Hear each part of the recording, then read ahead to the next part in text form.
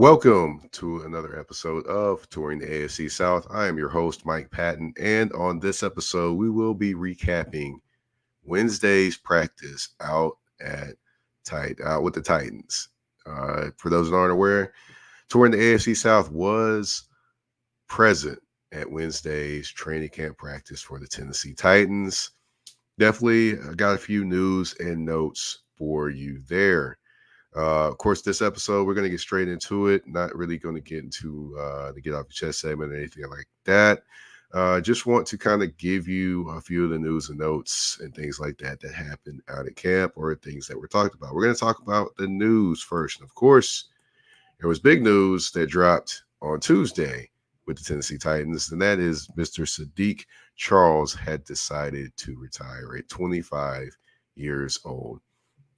The Titans had brought Sadiq Charles in from the Washington Commanders this offseason to compete for an offensive line spot. Now, it wasn't determined off top what it was going to be, but it ended up being the right guard spot, and him and Dylan Radins were in competition for the right guard position.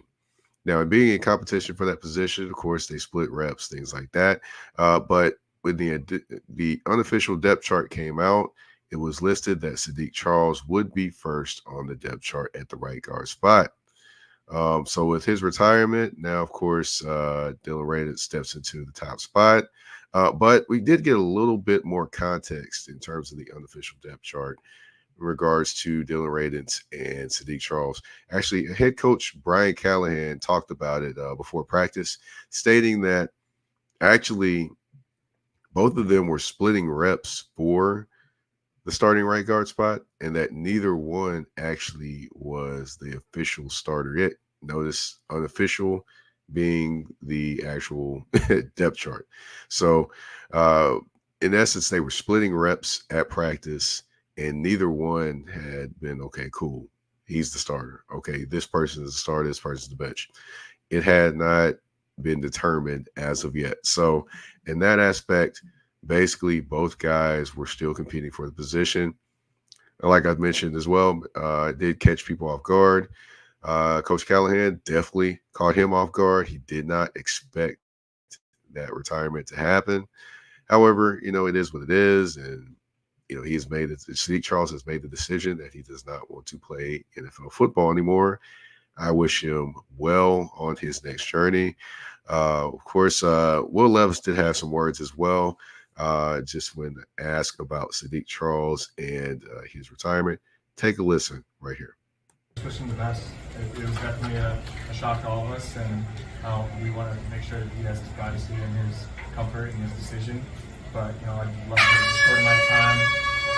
I love the short amount of time that I had with Sadiq, and I wish to talk to him here pretty soon to kind of hear what he's open with. But like I said, I wish him the best in the rest of his career.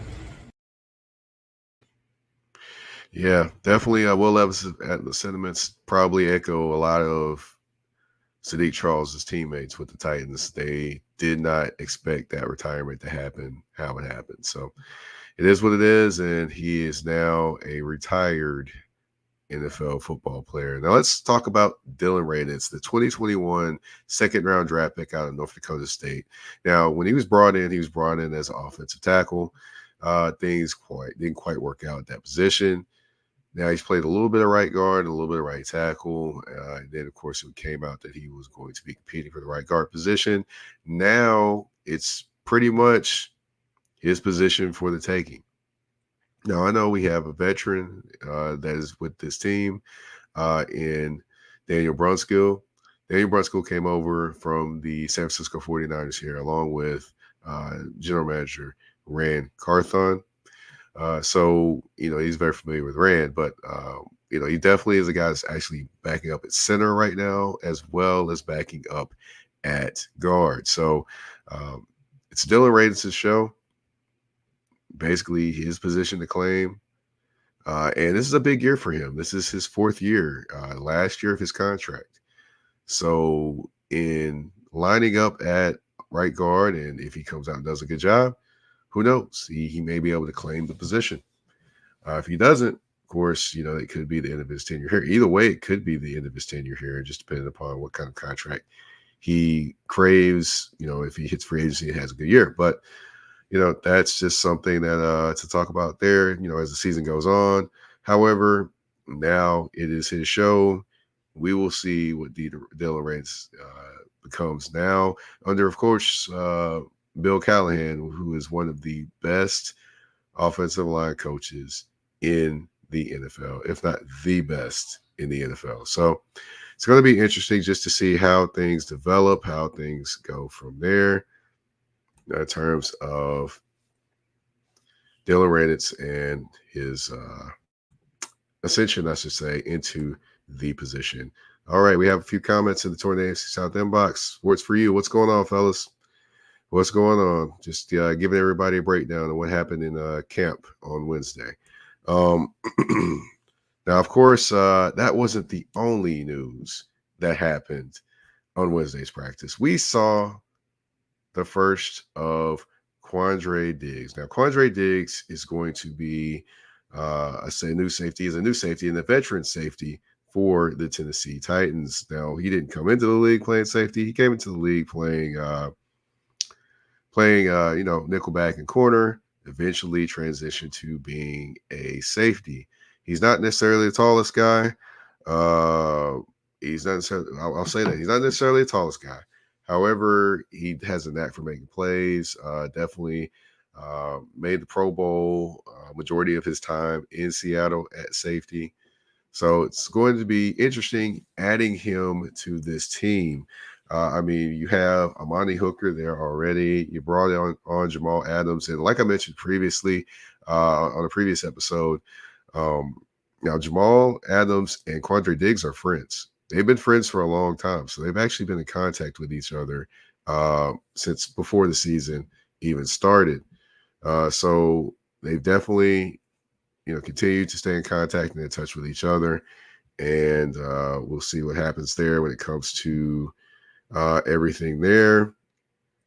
As far as it goes to Tennessee Titans and how he contributes to the team, we'll see how that develops as well when it comes to the Titans. Now I want to kind of give you a little bit of he was asked by Terry McCormick from the Titans Insider about him coming to the team, and of course if Jamal Adams had any play in that. Here's a quick snippet of that. What do you know about this team and how you think it fit in? We played you guys when I was in Seattle last year. We played, tough game, came down to the end of the game, and some very good players over there that they were missing. So the fight of the team, they fought hard, they played well, and obviously it worked out in Seattle's favor when I was there. But you kind of keep that in the back of your mind when you hear from these teams, who they got. And, Will didn't play last year against us, but he's back. Some of the games that he played last year, they were very impressive. How much did Jamal help in the recruitment process, so to speak? It helped. That's my dog. That's one of my best friends. We've been knowing each other, for so long. I think Jamal was like 16, 17 since when we first met. So it played a good part, but he also gave me my space. Let me make my own decision. He knew, I was at home with my family, just chilling. Working out, being ready to go. And when the time was right, I was going to be all right. That's Quandre Diggs, the new safety for the Tennessee Titans. Now, he did get to mix it up just a little bit out there. Jumped right in, made a few plays, made a few things happen. It's just going to be interesting, like I've mentioned previously, the rotation when it comes to the safeties. Could it be three safeties on the field, just like Baltimore, which is where the defense coordinator for the Titans came from? Is it going to be two safeties at a time? There's going to be mixing and matching. That's going to happen. It's just going to be interesting just to watch how that mixing and matching happens. Of course, we're going to take a quick commercial break, and when we come back, we're going to talk about a little bit of things that were talked about from practice in terms of the development for the Titans and things like that. You're listening to Touring the AFC South with your host, Mike Patton. EBO Beard Butter and EBO Beard Wash are two of the best beard grooming products for men worldwide. They help promote growth, keep your beard moisturized and soft, and enhance your overall upkeep of your facial hair. And with the new promo code MPAFC10, you can get 10% off on these products. Just go to www.etsy.com/shop/EBO Beard Butter. Again, that's www.etsy.com/shop/EBO Beard Butter. And again, the promo code MPAFC10. Again, MPAFC10, where you can get 10% off any products except for beard boxes. So treat your beard better today by going to get this the EBO Beard Butter and EBO Beard Wash.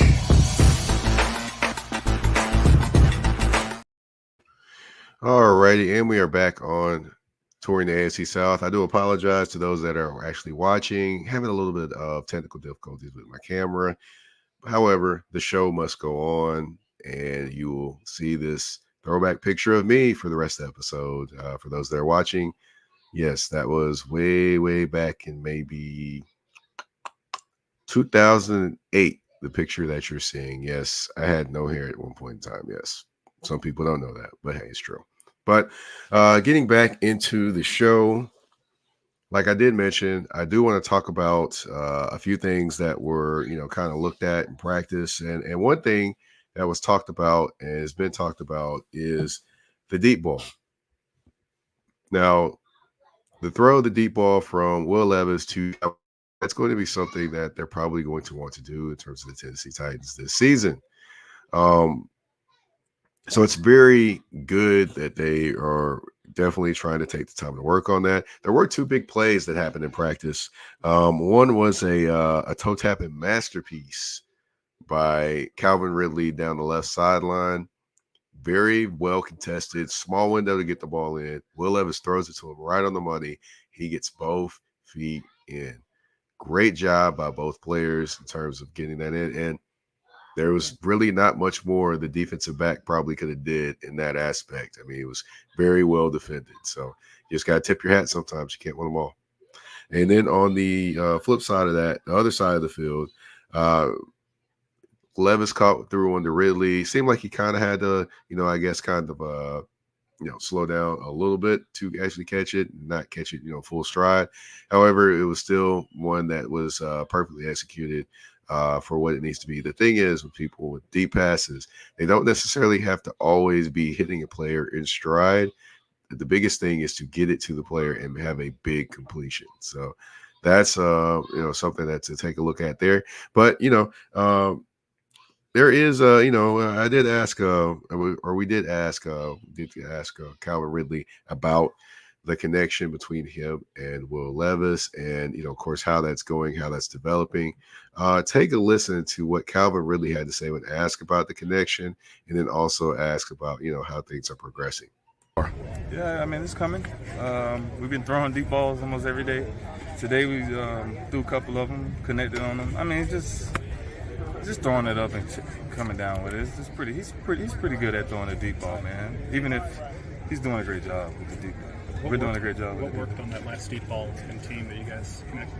I don't think it was no different than that post he threw. I just ran. I mean, he's putting it out there only way I can get it. That's where we should put it so no one can get it but I. And I think he's doing an amazing job. Do you think he's still learning your speed? Are you faster than maybe he thinks you are? I don't think I'm just faster than everybody. I think my play speed is pretty fast. I think I play fast. So I think he's getting it. I think he's getting it. We asked, or Callie told us today, in terms of Will getting his timing down, especially with those deep passes. He said just working at it, and he said even off the field. Like, how much do you guys maybe do some of that, even if it's just communicating with film? Yeah, I mean, with the film part, I mean, we're trying to figure out what we can do. I'm changing my feet. I'm doing a lot of stuff so that I can be a step slower, faster, or whatever, so that the time is getting there. But I think just the reps, us getting these reps, I told coach, don't take me out. Let me get the reps. I mean, I'll deal with it another day, slow or not, but I just want to run for them, show them when I'm fast this day, I might be slow the next day, so I just got to get the reps with him, because every day is not going to be the same. His arm may be strong today, a little weaker tomorrow. I might be running fast, so it's a feel good thing too. So I like today. Today was a positive day. Let's see tomorrow. Now that was Calvin Ridley kind of going over, the deep passes and the connections on those and how that's kind of working hand in hand, how they're going to get better at those connections. I do expect, as days go on, they'll continue to learn each other and grow together, because this is the first time these two have ever played together. So, of course, they're still learning and growing and trying to figure each other out. We'll see what happens as things go along. Now, he did mention one thing that's oh, excuse me. Sorry about that, folks. But we did mention one thing that was very interesting as well. Talking about he may be faster one day, slower the other.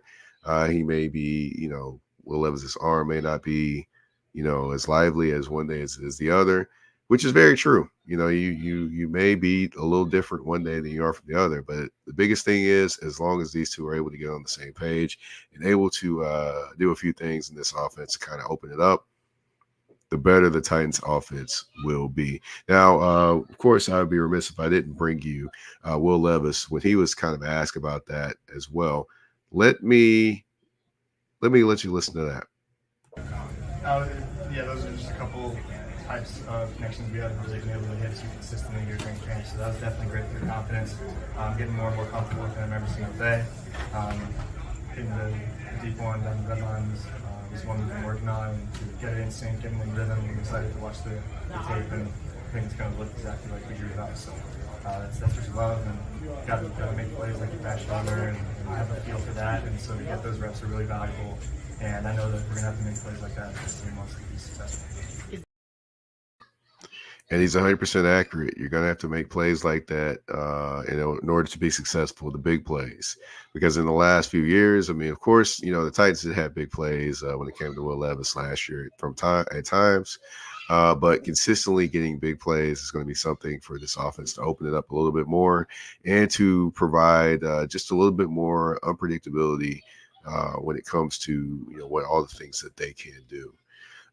For the most part, also, I just want to mention that Brian Callahan did talk about he hasn't, like both of them has mentioned. I know Calvin Ridley definitely mentioned that they are actually watching film when it comes to the deep passes. They're watching all the different film that Callahan can bring up just to kind of, I guess, get everyone on the same page, whether it be footwork, takeoffs on the line of scrimmage, releases, all those different things, to just give them all the ability to be the best that they can be in terms of deep passes and, the high percentage of completing those.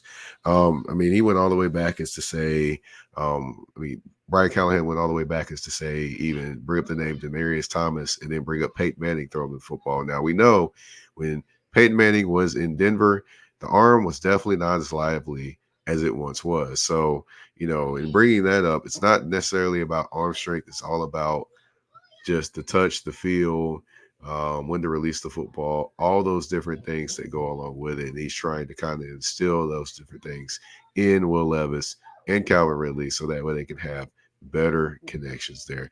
All right, we're going to take another quick commercial break. And when we come back, got one other thing, and I've got an interesting perspective from someone that actually has been in Nashville for a long time, probably someone that not a lot of people know, but I'm going to bring up his comments on a particular position up next after the break on Touring the AFC South. A shift. A shift is something that happens and changes the dynamics. And that's what happened when Garrett Logistics was born. After 10 years as a sales pro in the logistics world of sporting goods, John Garrett decided to pivot to the world of freight and start a brokerage. So you're saying to yourself, why trust Garrett Logistics? Well, Garrett Logistics helps shippers improve overall workflow, along with increased on-time pickup and delivery percentages. Last-minute loads, multi-drop pickups, and more are part of the services with Garrett Logistics. They're available Monday through Friday, 7 a.m. to 6 p.m., and Saturday, 8 a.m. to 12 p.m., all times Central Standard Time. So give them a ring at 615-400-8484. That's 615-400-8484, or you can email them at john@garrettlogistics.co or visit their website at GarrettLogistics.com. Garrett Logistics, where the motto is, it's not just freight to us, it's your business.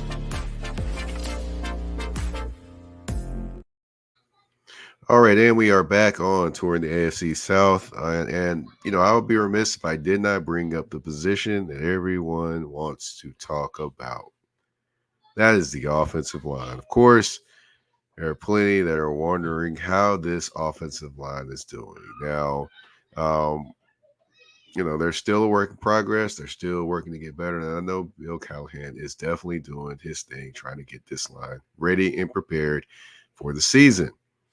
But I had an interesting observer I ran into at practice on Wednesday that actually was paying attention to the offensive line and knows just a few things about putting people in the NFL at the offensive line position or getting the position to play in the NFL or make it the NFL team.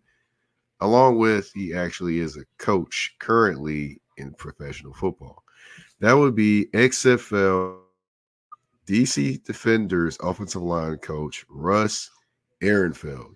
Now, for those that aren't aware, in the Tennessee area, the Nashville area, he was the offensive line coach for the Tennessee State University Tigers for 15 years. 15 years, folks. That's LC Cole, and then also all the way up to Rod Green as well. So to Rod as well, that was the coach out there. But he's been out there for 15 years, and so he was out there for 15 years in Nashville, so he's very familiar with the Nashville area. Like I said, he's actually the current offensive line coach for the DC Defenders. He actually was out there at practice on Wednesday, and he had a few things that he noticed. He said the line is looking fundamentally better, actually. He said you see them doing things that they would do in the game, and that Callahan is a great teacher. This is coming from someone that has no dog in this race. He's not a coach on this team, not a coach for a competitor. He's just someone that knows offensive line play. And for those that aren't aware, there are a lot of offensive linemen that have gone to the NFL or got a chance to compete at the NFL level because of Mr. Russ Ehrenfeld. So he definitely said it was a good sign that the vet offensive line coach can. To me, it was a good sign, I should say, that the vet offensive line coach can recognize the changes. They can see the positivity towards the line getting better for the Tennessee Titans. The biggest thing is, can they hold up during this season? Now, of course, like I mentioned, they were bad last year. And they're going to get better under the tutelage of Bill Callahan. But, you're losing the depth piece in Sadiq Charles. You do have Brunskill as a backup at the guard and center positions.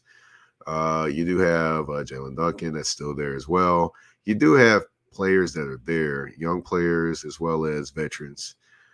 But, there's only, so much that Bill Callahan can provide and teach the offensive linemen until, it's time to play. It's time to do the thing they do and make it happen. We'll see what happens when it comes to that. We'll see how they do in terms of developing and are able to hold up for Will Levis so he can kind of maneuver the pocket, whether it be to step up, whether it be to stay right where he is, things like that. We'll see what happens. But I definitely thought it was very encouraging to talk to someone that did not have any dog in the hunt to see basically what he thought about the offensive line. And again, Russ Ehrenfeld is the DC Defenders offensive line coach currently right now. And he was the TSU or Tennessee State University offensive line coach for 15 years. So he definitely knows what he's talking about when it comes to the offensive line and, offensive line play and play in the trenches. So that's an encouraging sign for the Tennessee Titans, just from an observer watching. And that's all I got. That's all I got for this episode in terms of reviewing the practice. Definitely was a great thing to watch the practice. You saw the energy, you saw the aggressiveness. Oh, definitely got to talk about the aggressiveness. You definitely saw the aggressive attitude within the defense. They were up in there being physical. They were on the line of scrimmage. They were making plays. They were flying around. And it was great to see that. And, the aggressiveness and how they lined up, all those different things there are going to be a defense that attacks people and not gets attacked. Remember last year with the 7-8 yards off the ball on the 3rd and 5, things like that. So, they're definitely not going to be a defense that's going to take a lot of things from people. They're going to dish things at people and have them have to make the adjustments. All right. Well, that is the end of this episode. I want to thank you all for tuning in. My name is Mike Patton. I am the host and producer of Touring the End. Find me on the artist formerly known as Twitter at Mike Patton82. That's MikePatton 82 on the artist formerly known as Twitter, word to Prince.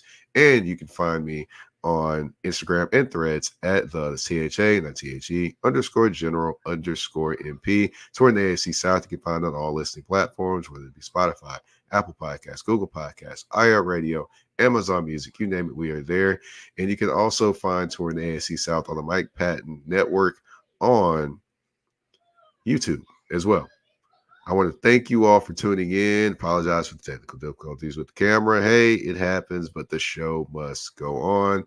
Thank you all again for tuning in to this episode of Touring the AFC South. We're out. Peace.